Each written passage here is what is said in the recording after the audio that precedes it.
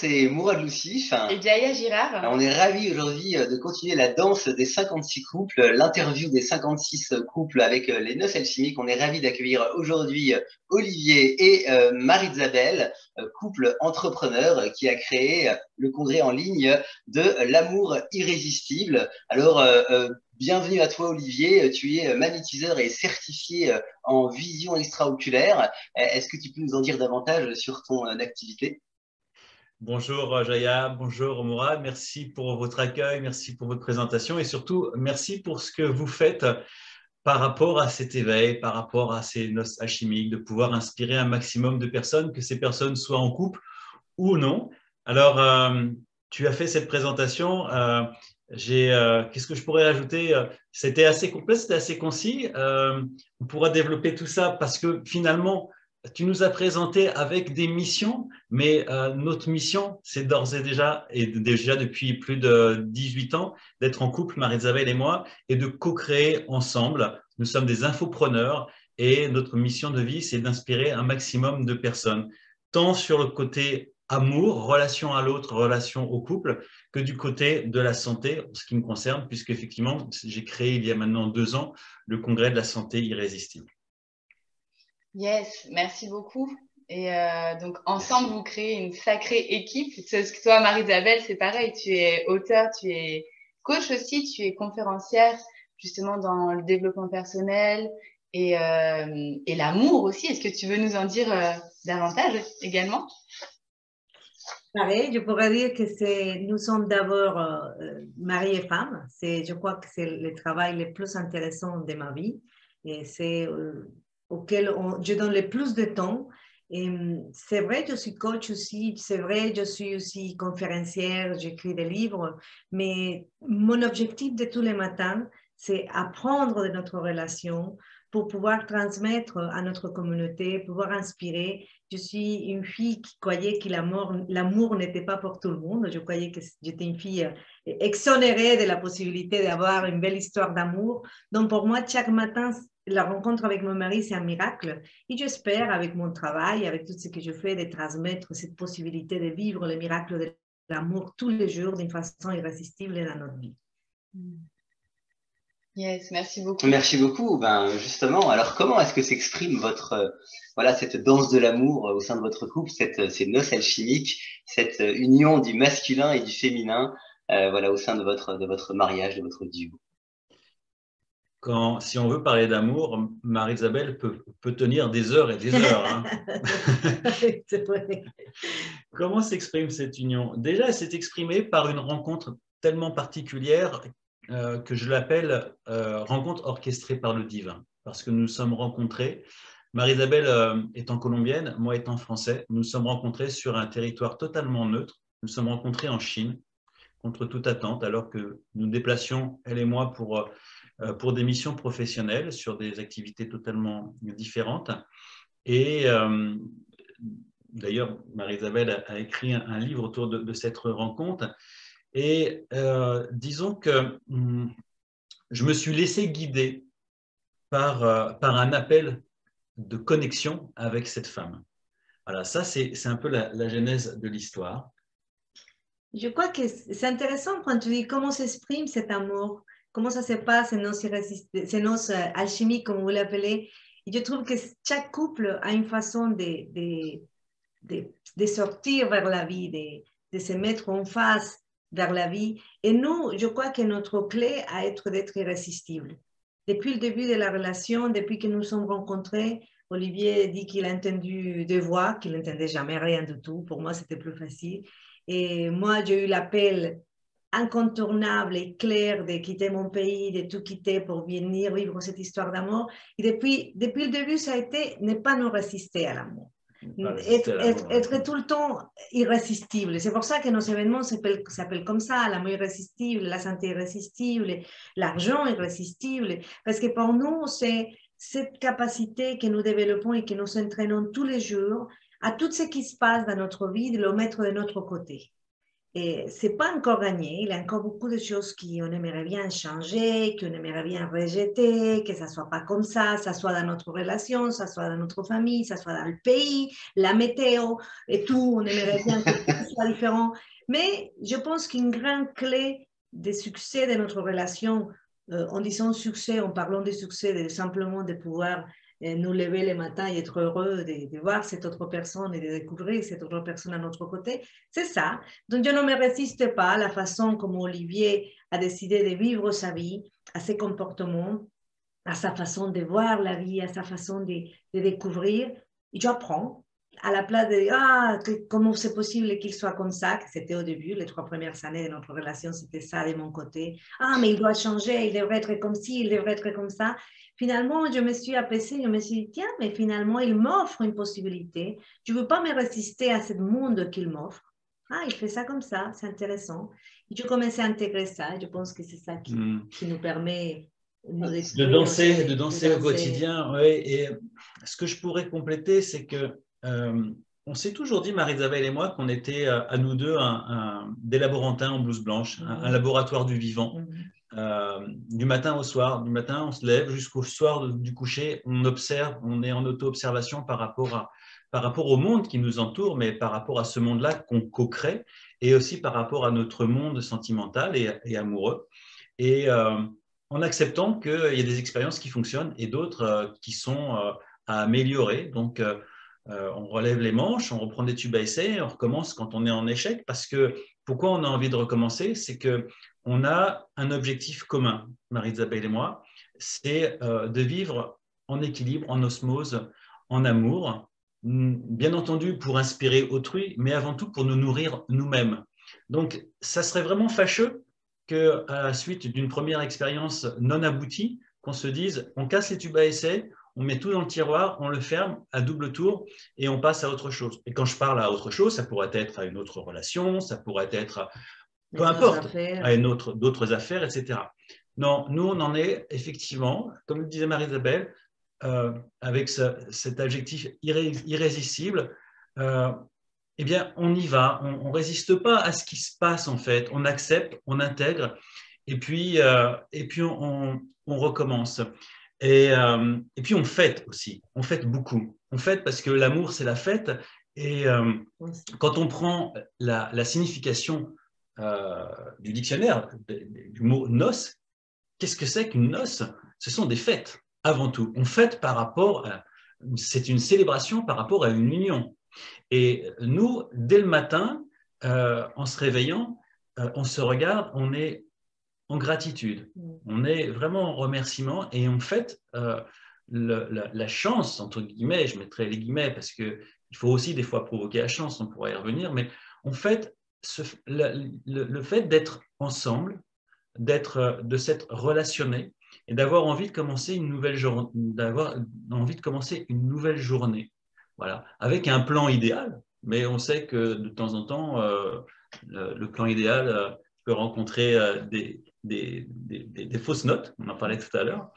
Donc, on est là, on est en expérimentation, on est en gratitude, on est en acceptation. C'est un peu comme ça que notre quotidien se danse. Merci pour... Oui, pour finir simplement, parce que c'est super intéressant de vous entendre nous poser ce genre de questions. Parce qu'une autre chose que je pense qu'on fait en parlant de cette mentalité de laborantin, d'apprentis, on est des apprentis de l'amour, on est des apprentis de la relation de couple. Donc, on est tout le temps en formation. On est tout le temps en train d'apprendre. Et moi, j'ai passé des années à comprendre comment ça fonctionne un homme, comment ça fonctionne une femme. J'ai passé des années à comprendre quels sont les liens qui nous rendent malheureux par rapport à notre famille, à notre habitude. Donc, on continue à se former. Le week-end dernier, on vient de faire une formation ensemble. On fait des formations tout le temps. Olivier est super curieux. Et moi, je suis tout le temps en recherche de comment faire mieux, comment vivre de meilleure façon la vie. Donc, ce n'est pas simplement une question d'on s'aime, et là, je suis là. Non, il faut mettre l'intention. Quand on a envie, par exemple, de s'acheter une voiture, on épargne, on lit les documents, on cherche plein d'options de voiture, on décide si c'est une occasion ou si c'est une nouvelle. On passe énormément de temps. Si c'est une maison, c'est encore pire. Si c'est des chaussures, on regarde lesquelles sont plus économiques. Par la relation de couple, on aimerait bien, ça arrive comme ça. Et non, il faut vraiment passer du temps, s'investir. Et ça, nous, on n'est pas radin par rapport à notre temps, à notre argent, à notre investissement, de tout ce qui puisse nous donner du bien-être et de lumière dans notre relation de couple. Merci beaucoup de nous apporter toutes ces lumières sur justement le caractère d'irrésistibilité.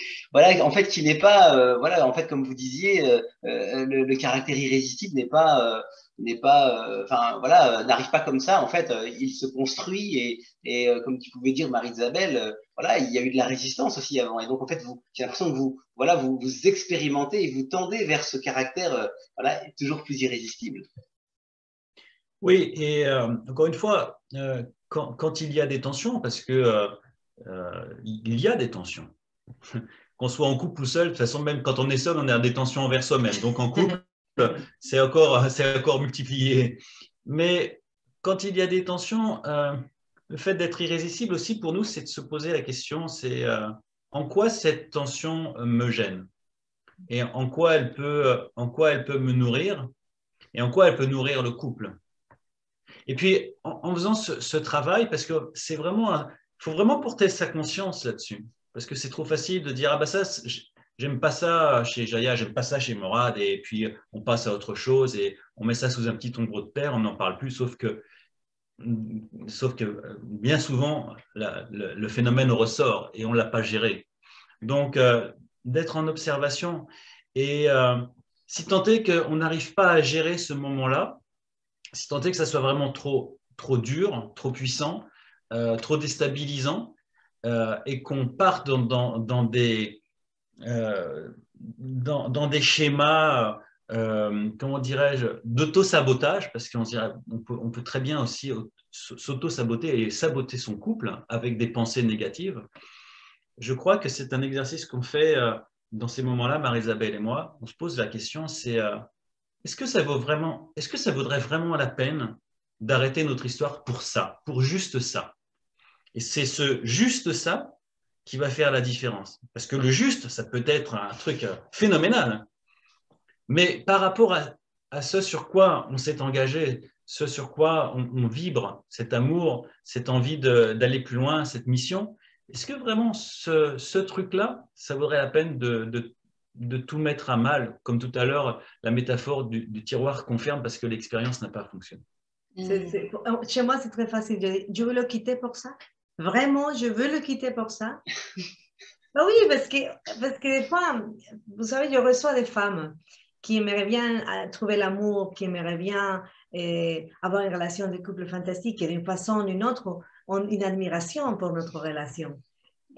Mais des fois, les femmes ne sont pas disponibles à pardonner, à enlever cette hypersusceptibilité, à prendre vraiment la décision de oui, je veux être en couple avec cet homme-là. Et donc, ma question, c'est toujours, est-ce que je veux le quitter pour ça? Je suis énervée, ça m'énerve. Comment c'est possible? J'entends tout mon discours depuis toute ma vie, le discours de ma mère, de ma grand-mère, de toute ma lignée qui a dit des choses, chaque lignée a son propre discours. Et j'entends aussi mon estomac qui est là à dire, fais quelque chose. Et je regarde mon mari et je dis, est-ce que je veux le quitter pour ça? Jusqu'à maintenant, 18 ans presque après, jamais la réponse a été oui, je veux le quitter pour ça. Oui, au début, quand je ressentais que ça pouvait être un oui, je venais lui dire, écoute, je pourrais te quitter pour ça.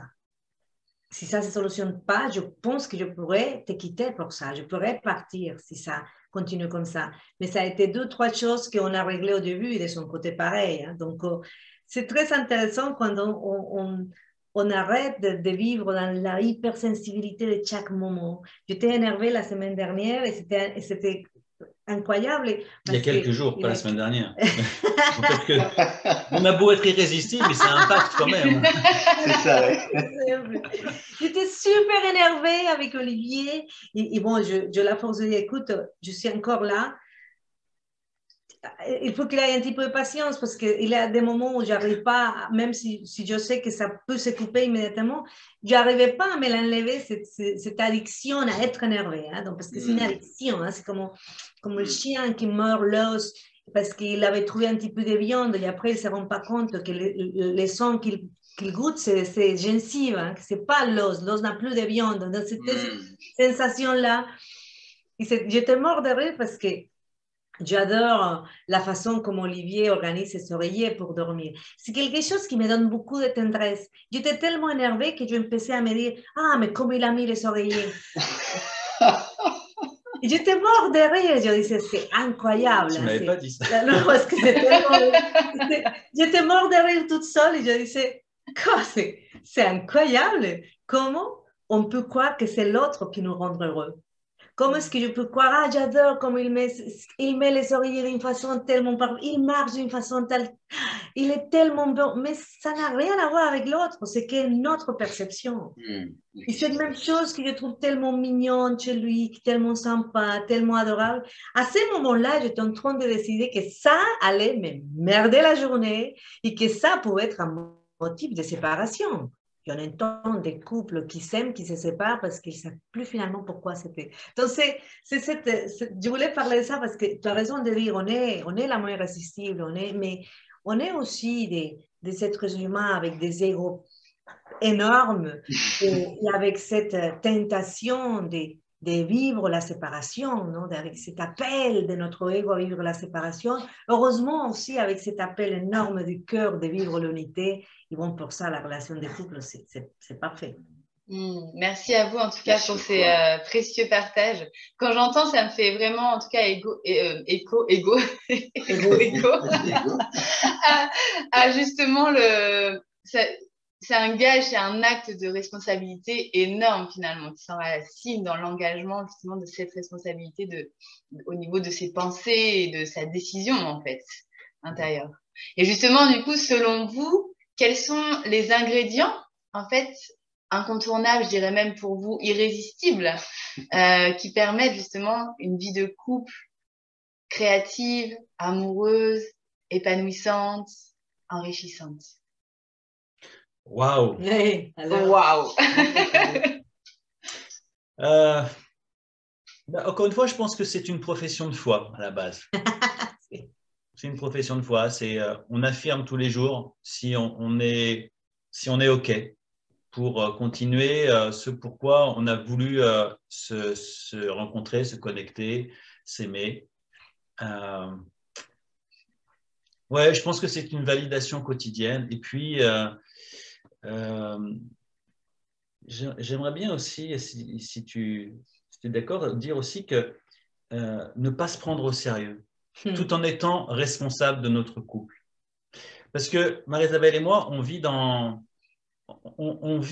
la joie, dans la bonne humeur, dans le sourire. Elle est latine, donc elle a ce côté waouh, c'est le festival.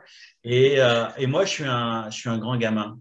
J'ai grandi, mais j'aime bien m'amuser. Et à tous les deux, on sait que la vie forcément, nous présente des aléas, mais on la vit, on va dire, le plus joyeusement possible, sans se prendre la tête, parce qu'on sait que finalement, encore une fois, ce sont des jeux d'ego et qu'on a vraiment à profiter de chaque heure, de chaque minute, de chaque seconde de notre passage ici sur Terre. Et donc, c'est un passage très égoïstement pour nous, de couple. Donc, on en profite, on fait ce qu'on aime faire à deux.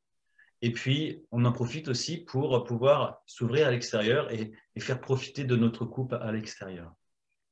C'est beau ce que tu dis, c'est vrai qu'on rigole énormément, on s'amuse énormément dans tout moment, même quand je suis énervée, parce que c'est moi qui s'énerve, hein, mon mari ne s'énerve pas beaucoup, moi je m'énerve, ça m'énerve. Donc, mais même quand je m'énerve, j'ai toujours la possibilité de rire de ces blagues. Je pense qu'une clé, c'est l'admiration. C'est vraiment prendre la décision d'admirer l'homme ou la femme avec laquelle vous êtes. Et faire attention, qu'est-ce que ça veut dire l'admiration? Parce que des fois, l'admiration, c'est dire, ah oui, il doit avoir, je ne sais pas, quelle formation, ou combien d'argent, ou quel corps, pour que je puisse l'admirer. Il doit faire des choses pour que je l'admire. Il doit mériter mon admiration. Je ne parle pas de cette admiration. L'admiration, ça veut dire regarder encore une fois, mirar en espagnol. C'est regarder deux fois, c'est prendre le temps de regarder l'autre. Admirar, mirar, ça veut dire voir. Donc, c'est regarder l'autre avec attention et admirer ce qu'il est, tout simplement. Et admirer la façon comme il pose ses oreillers. Y être en admiration profonde, mais c'est une décision personnelle. Quand on perd l'envie d'admirer l'autre, vous le ressentirez en couple. Quand on est en couple, on le ressent très facilement au moment dans lequel on n'a plus envie de l'admirer. On n'a plus envie, on a envie qu'il change, on a envie qu'il me fasse plaisir. Ça, c'est notre ego. Mais quand on est en admiration vis-à-vis de l'autre, ça veut dire qu'on a compris que l'autre nous montre des comportements, nous montre des choses, mais derrière, il a la même chose que moi. Derrière, il n'y a que l'amour, derrière, il n'y a que la lumière, derrière, il n'y a que cette force de vie qui est la même lumière, le même amour, la même force de vie qui est à l'intérieur de moi. Donc, quand on est dans cette possibilité d'admirer l'autre, la vie est plus facile. J'admire la façon de marcher de mon mari. J'admire énormément des choses qui peut-être n'ont pas de signification pour quelqu'un d'autre, mais que pour moi, c'est ce qui m'entretient à être avec lui. Je vis en admiration profonde de cet homme. Et être en admiration profonde de cet être qui est à côté de moi me permet chaque fois de me ressentir de plus en plus en admiration de moi-même. Parce que l'autre, finalement, n'existe pas. L'autre, c'est qu'un reflet de nous-mêmes. Donc, être dans cette possibilité. Je me souviens des époques dans ma vie dans laquelle j'étais en non-amour total vis-à-vis des hommes en général, vis-à-vis de certains chéris que j'ai eus. Je n'ai jamais vécu vraiment avec quelqu'un une histoire longue, mais avec mes chéris, j'étais tout le temps à critiquer, à regarder ce qu'il faisait. Oui, il était bien comme ci, mais il n'avait pas ça, mais il n'avait pas le bon études, ou il n'avait pas l'argent, ou il n'avait pas les manières, ou il avait tout le temps quelque chose qui manquait. Et je ressentais comme cette vision de regarder tout le temps ce qui manquait chez l'autre me rendait chaque fois de plus en plus vide à moi-même. De me sentir, je n'étais pas capable de trouver quelqu'un plus, je ne sais pas, n'importe quoi, plus avantageux en argent, en profession, ou quoi que ce soit. Il avait tout le temps parce que notre ego n'a pas de faim, il a toujours soif, il a toujours faim. Donc, quand on se concentre à admirer l'autre personne, c'est sympa et on tombe de plus en plus amoureux. Quand tu dis que notre ego n'a pas de fin, ça me fait penser la fin, la finalité, c'est comme l'univers qui n'a pas de fin. Et je voulais faire ce parallèle avec le couple finalement, parce que je compare le couple à une formidable galaxie, à un univers entier. C'est qu'on commence une relation, mais un an plus tard, on n'est pas le même couple. 17 ans plus tard, on n'est pas le même couple. Et c'est cette évolution sans fin finalement, même après, quand on sera parti de cette incarnation, on vivra peut-être dans d'autres dimensions, où nous sommes en perpétuelle évolution. Et pour être en perpétuelle évolution, il faut reconnaître aussi les pas et les avancées de l'un ou de l'autre. Et ce qu'on aime bien, nous aussi, c'est, personnellement, moi, j'aime bien me faire surprendre par ma femme par rapport à son évolution, mais aussi à la mienne. Que ce soit une évolution d'ordre spirituel ou une évolution d'ordre sportif ou une évolution d'ordre domestique. Quand elle va... Parce qu'on est en constante recherche comment dirais-je, on est en constante recherche d'amélioration pour nous rendre la vie plus belle et plus simple mutuellement. Ce qui veut dire que c'est à tous les niveaux. Ça pourrait être à un niveau domestique. Marie-Isabelle, quand je l'ai connue, ne savait pas ce qu'était une cuisine. Elle avait juste une définition du dictionnaire de ce qu'était une cuisine. 17 ans, 18 ans après, c'est un cordon bleu. Elle organise sa cuisine de manière extraordinaire. Et moi, je suis en admiration par rapport à ça. Par rapport à nos évolutions spirituelles, par rapport à nos échanges, par rapport à nos réflexions. Quand je vois effectivement que sur un sujet, on va peut-être être au taquet parce qu'on n'a pas vraiment la même perception, que par la suite, après avoir vu un film, lu des livres, etc., on se réajuste. Ça ne veut pas dire forcément qu'on est toujours d'accord, mais qu'on se réajuste. Et bien là, je tombe aussi en admiration parce qu'il y a eu un chemin parcouru depuis le moment où on s'est posé la bonne question. Et voilà, pour moi, le couple, c'est cette évolution universelle.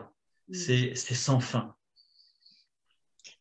Pour moi, il y a une autre chose qui a été toujours importante pour notre réussite des relations de couple, c'est que j'ai toujours compté sur l'aide divine, ou divin, l'aide divine, on dit. C'est une aide, c'est divin. Oui, donc l'aide divine. Pour moi, ma relation de couple a été toujours à trois. C'était Olivier, c'était moi et c'était la divinité. La divinité qui s'occupait d'apporter l'amour que moi, à partir de ma blessure, et Olivier, à partir de ses blessures, ne peut pas apporter. Il faut être conscient de ça. Quand on parle d'amour inconditionnel et d'acceptation totale et de lâcher prise totale, on n'est pas capable de ça. On est l'humain, on est l'humanité. On est en train d'expérimenter précisément la polarité d'être ici en bas. Mais ce n'est pas pour ça qu'on ne peut pas se laisser porter pour la divinité pour nous apporter ça. Et je crois qu'une grande partie de la magie, parce que nous, on expérimente une relation de couple très épanouie, à nous deux, mais aussi beaucoup de magie, beaucoup de surprises, beaucoup de miracles. Il y a beaucoup de choses qui sont extraordinaires dans notre relation, autant entre nous que dans les choses qui nous arrivent, que dans la vie que nous vivons. Nous vivons une vie qu'on ne s'attendait pas. Comme relation de couple. Chaque fois, chaque semaine, on dit oh, tu te rends compte de ce qu'on a vécu, mais c'est incroyable, c'est magnifique, mais quelle joie, quel bonheur avoir rencontré une personne, quel bonheur avoir fait cette promenade, on est en totale admiration. Il y a la magie tout le temps dans notre relation, et ça, c'est le divin, ça, c'est la divinité qui est là. Et chaque fois que je suis, qu'on dort, je pose les mains sur Olivier et je demande à la divinité. Je lui présente tous les jours mon mari. Je dis, je t'offre cet homme que tu as choisi pour moi. Parce que je demandais depuis le début que ce soit la divinité qui choisisse un homme pour moi. Donc, je pose les mains sur mon mari. Je dis, voilà, il y a mon mari ici. Je te l'offre aujourd'hui, tel que tu me l'as donné. Et fais de lui la meilleure représentation de toi sur terre. Que lui soit la lumière. Parce que je sais que tout ce que je souhaite pour lui, je le fais pour moi aussi. Donc, cette présence de la divinité, cette clarté, pour Olivier, ce n'était pas très clair au début, mais maintenant, c'est de plus en plus clair. Cette présence additionnelle, cette aide additionnelle qu'on est tout le temps, pour moi, ça a été aussi super importante. Demandez, vous recevrez, hein, c'est écrit hein, dans les textes sacrés. Et c'est ce qu'on pratique, c'est ce qu'on pratique. Merci beaucoup pour ces précieux partages là, sur les ingrédients voilà que vous vivez pour épanouir et enrichir votre vie de couple. Voilà sur cette question de la spiritualité, du côté ludique, du jeu, de la joie, de la surprise, du regard, tous ces ingrédients voilà, qui nourrissent votre couple. Et alors, en fait, si vous aviez juste une ou deux pépites à nous partager dans votre couple, au sein de votre couple, quelque chose qui fonctionne particulièrement bien, voilà, une clé particulière que vous voudriez partager à nos auditeurs. Il y en a une qui me vient, oui. Donc c'est pas très gentleman de commencer. Non, mais vas-y. On peut appeler ça une pépite, je sais pas. Pour nous, c'est un outil, c'est quelque chose qui fonctionne bien, c'est d'apprécier d'être en couple, mais de se donner chacun nos temps pour nous. Voilà. Parce que Marie-Isabelle est un individu. Et moi aussi, je suis un individu. Et deux individus, ça forme un couple. Mais pour regagner justement en stabilité, je pense que le couple a besoin des fois de scinder son individualité et que chacun puisse se retrouver. Alors, ce n'est pas un pacte hein, que l'on a scellé, c'est quelque chose qui s'est fait naturellement, mais on a constaté qu'on a besoin de nos temps pour nous, de nos espaces pour nous. Ça peut être un espace bureau, comme ici. Là, on est dans mon bureau. Marie-Isabelle a son bureau d'à côté. Généralement, quand la porte est fermée de son bureau ou la mienne, on ne rentre pas parce qu'on sait qu'on est occupé ou c'est notre espace. De même qu'on peut avoir nos activités séparées, même si on aime beaucoup faire des activités ensemble. Mais de temps en temps, encore une fois, il n'y a aucune rythmique qui est définie, mais on s'accorde le fait que moi, je puisse aller faire du VTT, je puisse aller faire du voilier, je puisse aller voir un ami. Et avec l'assentiment de Marie-Isabelle, parce que là-dessus, elle est tout à fait d'accord, parce que de son côté, elle va procéder de la même manière. Dans quelques temps, elle va partir en Colombie, faire un voyage. J'aurais bien voulu l'accompagner, je ne peux pas, mais c'est OK pour moi. Elle va partir parce que je sais que ça va être régénérant pour elle. Elle va avoir sa famille, elle va retrouver ses amis. Et voilà, pour moi, si ce n'est pas une pépite, c'est quelque chose de très important dans le fonctionnement de notre couple. Et j'aurais presque envie d'inciter toutes les personnes qui vous écoutent d'essayer de pratiquer ça. Parce que la fusion, c'est bien, mais ça demande beaucoup d'énergie, une fusion. Ça consomme énormément d'énergie. Et on sait très bien que quand il y a trop d'énergie, hein, c'est ce que font les étoiles, elles explosent. Donc, on a besoin un petit peu voilà, de prendre un peu pas forcément du recul, mais du temps pour nous. Et puis alors, après, c'est la magie qui opère, parce que quand on sort de cette bulle personnelle, on se retrouve et on a plein de choses à se raconter, on a des nouvelles expériences à partager. C'est vrai que c'est très intéressant ça comme pépite. Après, tu as dit partager, on parle énormément. C'est vrai que notre langage, c'est la communication, le toucher. Donc, on a appris nos langages de l'amour et on les cultive, nos langages de l'amour. On a appris le langage de l'autre. Et je crois que la conversation est très importante. Si vous êtes quelqu'un qui aime parler, il faut être avec quelqu'un qui aime parler. Parce qu'une fois que j'avais appris ça d'une femme âgée qui avait une relation de couple de plusieurs années et elle me disait, tu sais, une fois où la sexualité n'est pas la même que les premières années, qu'est-ce qu'on peut avoir de beaux orgasmes en parlant avec son compagnon. Et c'est vrai, c'est un plaisir énorme la conversation, trouver, je reviens à l'idée d'admirer sa sortie en vélo, d'admirer. C'est pas, des fois je raconte des choses, je vois la tête d'Olivier, il m'écoute, mais ça l'intéresse pas, mais il m'écoute parce qu'on est ensemble et donc on rigole et je lui dis, ça t'intéresse pas? Il me dit, non, mais raconte-moi, oui, tu sais, parce que je peux être en train de raconter tout mon dernier achat des crayons couleur ou des feutres parce que j'adore dessiner. Donc, mais lui, il me raconte que son vélo a fait je ne sais pas quoi, et je dis, ah ouais, c'est intéressant, je n'aurais jamais pensé à un vélo dans cette vitesse-là. Donc, mais être en échange avec l'autre, c'est important. Et je trouve qu'une autre pépite que je trouve très intéressante de vivre avec toi et que c'était un rêve devenu réalité, c'est le fait de pouvoir me permettre encore être une femme. Je voulais être en couple, mais que mes copines ou les gens ne voyaient pas la différence. Elle est avec Olivier, elle est toute seule.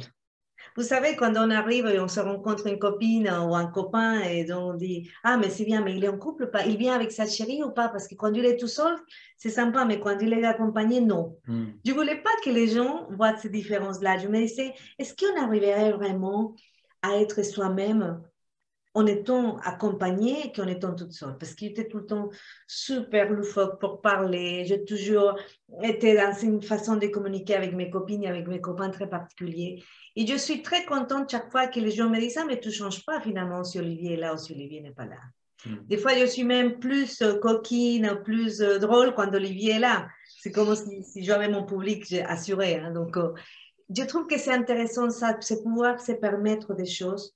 Et une autre chose qu'on se permet, c'est aussi, j'adore que mon mari soit admiré et j'adore me pouvoir sentir encore admirée par des hommes, par des femmes. La jalousie n'a pas de lieu chez nous. C'est quelque chose qui s'est instauré et on peut parler de la beauté d'un homme, d'une femme sans souci. On continue à être des êtres vivants qui regardent, nous sommes des êtres sexués qui disent waouh, quelle belle femme. Olivier peut dire ouais, tu as vu cette femme, qu'est-ce qu'elle est belle. Je peux dire oh, cet homme, comme il est magnifique. Tu as vu cette couple, qu'est-ce qu'ils sont beaux. Sans savoir cette angoisse de je ne peux pas dire, je ne peux pas parler. Ça, c'est intéressant. Tu as raison. Je pense que pour terminer sur ce panier de pépites, parce que tu nous avais demandé, Mourad, une ou deux. C'est ça, il y en a plusieurs. Je crois que c'est. Il n'y a pas de tabou. Chez nous, il n'y a pas de tabou. On peut parler de tout. On peut parler de tout parce qu'on se respecte, parce qu'on s'aime. Et c'est parce qu'on s'aime qu'on se respecte. Et si Marie-Isabelle veut me parler d'un sujet qui, pour moi, au prime abord, me paraîtrait un peu être déstabilisant par rapport à mes référentiels, mais j'accepte, je l'écoute, et réciproquement. Et même effectivement dans la relation à l'autre, aux autres, parce que tu évoquais ce sujet-là, on a 17 ans de vie de couple, mais bien entendu qu'en 17 ans, elle a vu des hommes séduisants, et bien entendu, j'ai vu des femmes séduisantes. Et on n'a pas gardé ça au plus profond de nos secrets en disant wow, qu'est-ce qu'il était beau, wow, qu'est-ce qu'il a été sexy. On en parle en fait. Tu as vu, il est pas mal, etc. Et on déroule nos ressentis.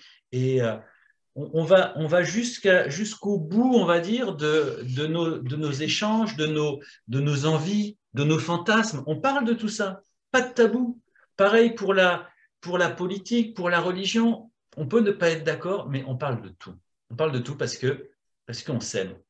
Et si on s'aime, on se respecte et on accepte l'autre. Et surtout, on ne cherche pas à le faire changer. Ouais. Voilà. Je pense que c'est ça aussi, parce qu'on sait qu'on peut se parler et on n'a pas besoin d'adhérer.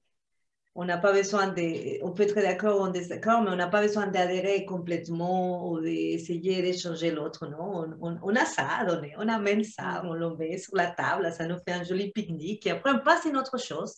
Et donc la vie est savoureuse comme ça. On peut apporter tout le temps des choses différentes. On n'est pas là à dire, est-ce que je mets ça? Est-ce que ce vin va bien avec ce repas? Est-ce que... Non, on fait des pique-niques tous les jours, on expose tout et on célèbre, on est une célébration, comme tu disais tout le temps. Yes, merci à vous en tout cas pour ces nombreuses pépites que vous nous offrez avec voilà la communication voilà qui se livre sans tabou. Tu parlais voilà des espaces aussi de chacun, voilà entre autres tout ce beau panier. Et justement, je saisis en fait ce que vous partagiez par rapport à cette liberté d'être et de vous autoriser justement sans jalousie, sans tabou, justement à vous exprimer voilà, quand vous voyez un bel homme ou une belle femme. Vous savez que ce projet-là, donc les noces alchimiques, il s'inscrit aussi donc à l'honneur des couples et il s'inscrit également à l'honneur, dans le respect de toute forme de couple, mais en tout cas, ce projet-là s'inscrit aussi à l'honneur du mono-amour, c'est-à-dire vraiment le couple justement qui se choisit en conscience, en liberté, justement dans la fidélité, dans l'exclusivité. Est-ce que vous pouvez nous dire justement qu'est-ce qui fait sens pour vous de faire ce choix-là dans votre couple? C'est intéressant. Oui.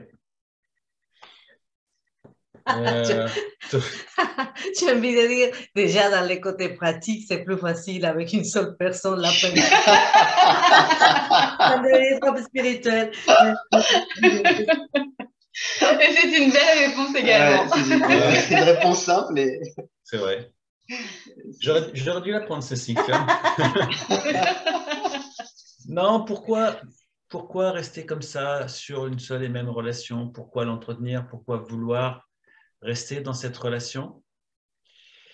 Je vous l'ai dit au début de cet entretien, lorsque nous sommes rencontrés en Chine, même si je ne me suis pas étendu sur le comment, à l'époque, j'étais quelqu'un de très, très rationnel. Et quand j'ai rencontré Marie-Isabelle pour la première fois, c'était juste comme ça du regard. On était dans un même hôtel à la chinoise, il y avait 400 chambres, autant dire que c'était totalement impersonnel. Et alors que je ne l'avais vue qu'une seule fois, mais sans lui parler, quand je suis rentré dans ma chambre d'hôtel, j'étais totalement fatigué du jet lag, de ma journée professionnelle. J'avais qu'une seule envie, c'était de me prendre une douche, m'allonger, dormir jusqu'au lendemain. Il y a eu une force incommensurable qui m'a pénétré, force lumineuse, qui m'a dit « Sors de cette chambre et va retrouver cette fille ». Et pour moi, c'était mission impossible parce que je ne savais pas comment elle s'appelait, je ne connaissais pas son numéro de chambre, je n'avais aucune idée de la manière rationnelle dont j'allais connecter avec cette fille-là. Alors, je ne vais pas vous raconter toute l'histoire, simplement, j'ai pu la rencontrer, on fait un chemin de vie maintenant ensemble. Tout ça pour vous dire que je dis que cette relation a été orchestrée par le divin. Et le divin, ce n'est pas la religion. Le divin, c'est quelque chose qui nous anime tous, quelque chose de bien plus supérieur à nous tous. Et pour moi, le divin, ça se respecte.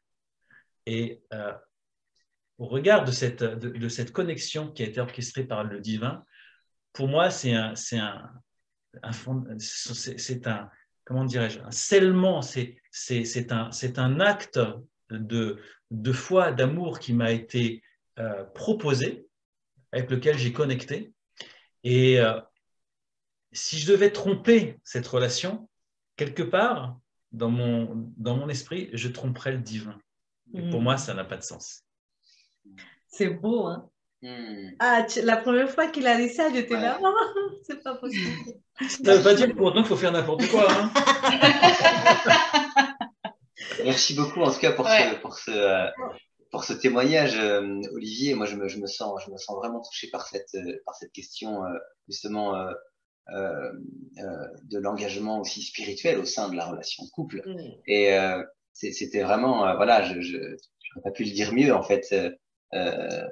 Cette expression justement du mono-amour à travers le divin et tromper l'autre, c'est tromper le divin, ça me parle beaucoup. Merci. Merci Mourad. Mais tu vois, c'est intéressant parce qu'on pourrait parler des heures de tout ça, mais certaines personnes qui vont suivre votre programme pourraient dire, mais le divin, c'est l'amour. Donc, toutes les relations sont divines.